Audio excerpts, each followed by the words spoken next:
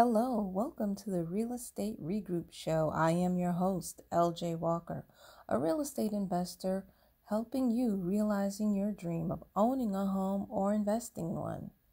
Well, today we're going to talk about how to make certain improvements in your home, particularly those who will be parents of children for the first time or a child.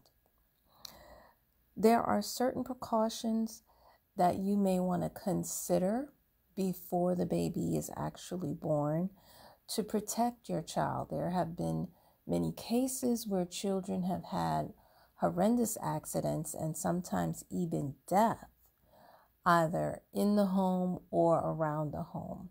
So let's go over some of the things that you may want to consider in order to improve the safety for your newborn child that's about to be brought into the world. Number one, you want to consider your floors.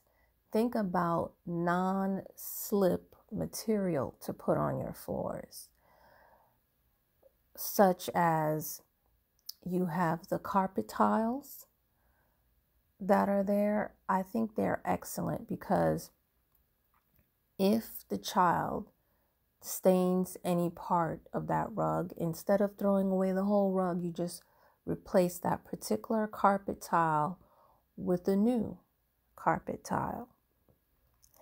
Next, the walls. Preferably, I like satin and semi-gloss. It's easy to wipe down any stains that their hands may leave. You want to also consider covering the outlets with safety caps. There have been instances when little babies, when they learn to crawl, they get their hands on a fork. Sometimes they stick it into those outlets and they can get shocked. You want to fix any dangling wires, and you don't want to get the blinds that have cords. You want the ones that have those sticks that you twist. Those are better, and they're not long. They're pretty short, not too short, but they're not long enough for a baby who's learning to walk or crawling to get the cord wrapped up around their neck. You'd be surprised how those cords can actually strangle them and hurt them, or sometimes they fall and they trip on them if they're learning to walk. You also want to think about knob covers to prevent them from opening and closing doors. I remember one time my cousin, I told him not to go out onto the terrace, and he didn't listen, and he went and he tripped. There's the threshold between the actual terrace and where the apartment ended was not flat. There was a little step and he didn't know, and he flipped and hurt himself, fell down on into the terrace area. So that's one of the reasons why I think it's a good idea to get that. The other area in a home that can be dangerous to kids, especially those who have learned how to crawl or who have started walking, is the stairs. I don't know why, but many of the kids in my family and my friends' kids always like to try to go up and down the stairs, even when they don't know how to walk. So it's best they have these little gates that you can put at the bottom and the top of the stairs to prevent them from falling down. Now, let's move over into the kitchen. In the kitchen, you can install child-proof latches on drawers in which you hold your knives, your matches, and your lighters. For dishwashers, you may want to put a lock. Remember, the children are small enough, some children are small enough to actually fit in a dishwasher.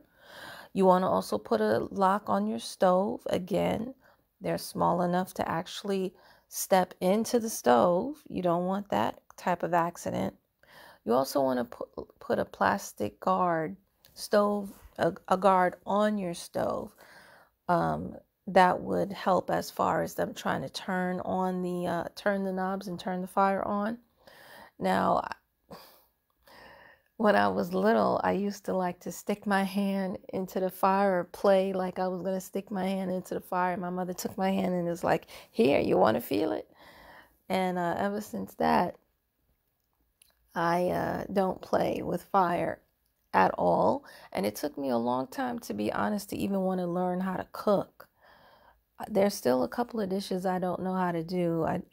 Thank God I finally got over the fear to a certain extent. But a better way would have been to have the plastic stove guards, but I don't think they had them when I was born. The other thing, now I've definitely seen this, your kitchen tables, your dining tables. Try not to get any tablecloth that's too long, because sometimes, they're playing around. You may not notice it because you're doing 101 things. They'll pull on that tablecloth and knock everything down. And if there's something on the tablecloth that's heavy and they pull on it, then that heavy item may fall onto them, and that will cause problems. Let's move into the next room, the bathroom. Some of you may have heard where there have been times when toddlers have actually toppled over head first into the toilet and drowned. Pets do too. So that's why a toilet lock would be something that you may want to consider. When it comes to windows, now it is actually mandatory in New York City, particularly if you live on the second floor and above, that there are bars on your window. It's actually something that you have to have.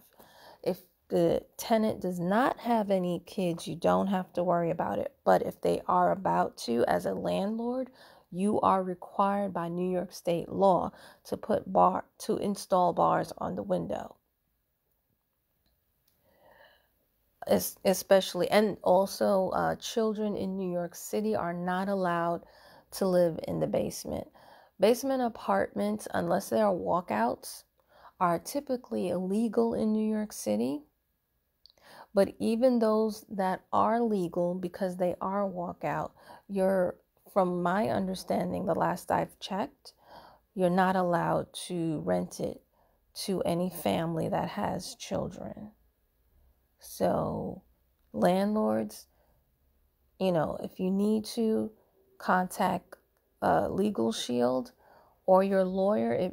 It's much, of course, affordable to go with Legal Shield, and they can give you an updated answer, because these laws, they change. As soon as I create a video to inform people what I know, I'm noticing that the laws will change on like a year later or a month later from what I already said. But basically, that, from what I know, those are the things when it comes to children that you have to be mindful of. The next thing, for those of you who have children, is when selecting furniture, make sure that the corners and the edges are not sharp, square, that they have bumpers on them. You can buy bumpers and put them on them, or just try to get those that are rounded. You also don't want to place any furniture below a window, because it makes it easier for them to climb and go through the window. There have been instances where children have fallen out of the window. And even though in New York State it's a requirement to put bars on, I don't think it's a requirement in every state that bars are put on the window. So that's one thing. Or let's say you don't have children, but you have children in your family that do visit you. Be mindful. Maybe you want to move that furniture when they visit you away from the window, and then put it back when the child is gone. When it comes to what you stock on your shelves, put the heavy items on the bottom shelf as opposed to the top shelf. I have definitely seen children go to huge cabinets and try to shake them.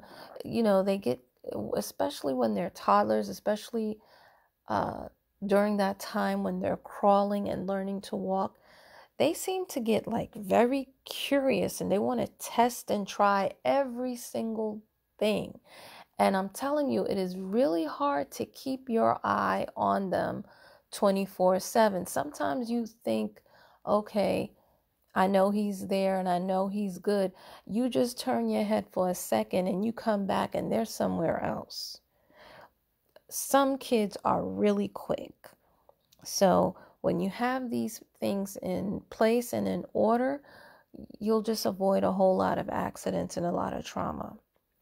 Another thing you can do, you can place anchors on your furniture and any other large items that you have in your home. Next, some plants, believe it or not, are actually toxic to babies, like philodendrons. So I would do my research and find out what plants are good and not so good for them. Eliminate those plants so that this way you can have a healthy baby.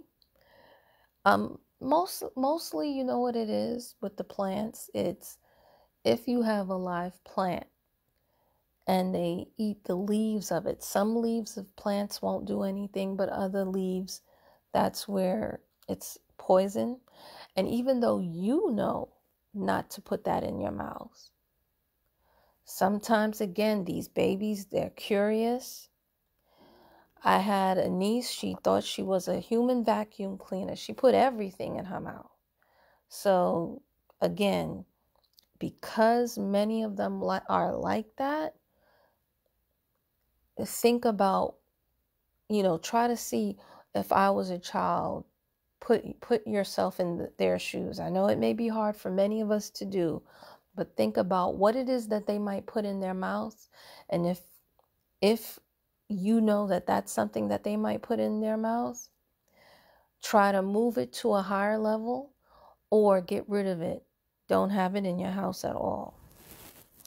And then lastly, something that we've seen quite often, and there have been some famous people where this tragic accident has happened to them, where they'll have a pool in their backyard and the kid will slip out, go to the pool, and drown in the pool. So it is highly recommended that you place fencing around the pool. And as a former real estate appraiser, I'll tell you this, that a lot of times people, when they're looking for homes, one of the things that they consider is if there's a kitchen window, they want it to be facing the backyard. Why? Because the backyard is where the pool is, and they want to be able to monitor their child if their child decides to go out in the backyard and, of course, play in the pool, to make sure that their child is not drowning. The other thing that many people don't realize is that just because a house has a pool, that doesn't necessarily mean that it's of a higher value than those that don't have a pool. You see, because there have been so many children who have actually drowned in pools in certain neighborhoods, having a pool is considered a liability and not an asset, due to the fact that children have drowned in pools. Okay? So, guys, that's all I have for you tonight. Hopefully, the information that I have shared with you will help you make safe financial moves to protect you and your loved ones, especially the little ones. As always, please feel free to share this audio, Remember, each one, reach one, teach one. Bye for now. Until next time, have a good night.